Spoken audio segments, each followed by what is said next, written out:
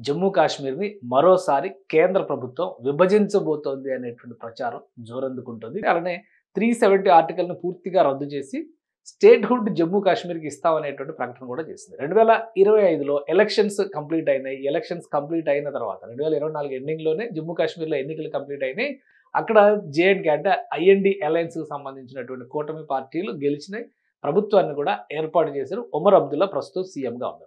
ఈ నేపథ్యంలో గత నెల 2 నెలలుగా వరుసగా జమ్మూ కాశ్మీర్‌కి రాష్ట్ర హోదా ఇవ్వాలనేటువంటి డిమాండ్ బలం పుంజుకుంటుంది. ఈ నేపథ్యంలోనే ప్రధానమంత్రి నరేంద్ర మోడీ భేటీ జరిపారు రాష్ట్రపతితో ప్రత్యేకంగా. ఆ తర్వాత కేంద్ర హోం మంత్రి అమిత్ షా కూడా రాష్ట్రపతితో భేటీ జరిపారు. ఈ భేటీల సారాంశం ప్రకారం ఈరోజు ఎన్డీఏ పక్ష ఎంపీల సమావేశం కూడా జరుగుతుంది.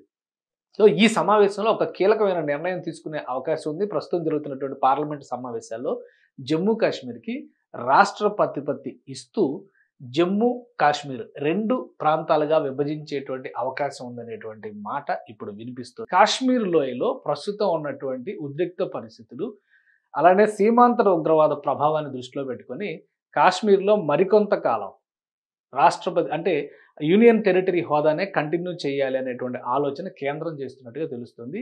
ఈ సంకేతాలు వస్తున్నటువంటి నేపథ్యంలోనే కాశ్మీర్ సరిహద్దుల్లో ఉద్రిక్త పరిస్థితులు నెలకొంటున్నాయి. ప్రస్తుతం గగనతలాన్ని అటు పాకిస్తాన్, ఇటు భారతదేశం కూడా మూసివేసింది. ఎయిర్ సర్వైలెన్స్ ప్రస్తుతం జరుగుతున్నట్టుగా సమాచారం వస్తుంది. ఇది ఒక బిగ్ బ్రేకింగ్‌గా మనం చూడాల్సి ఉంటుంది. కాశ్మీర్‌లో పాకిస్తాన్, భారత్ సరిహద్దుల్లో ఉన్నటువంటి గగనతలంలో ఒక ఉద్రిక్త పరిస్థితులు, ఎయిర్ సర్వైలెన్స్ అంటే యుద్ధ విమానాల గస్తీ తిరుగుతున్నటువంటి వాతావరణం కనిపిస్తుంది.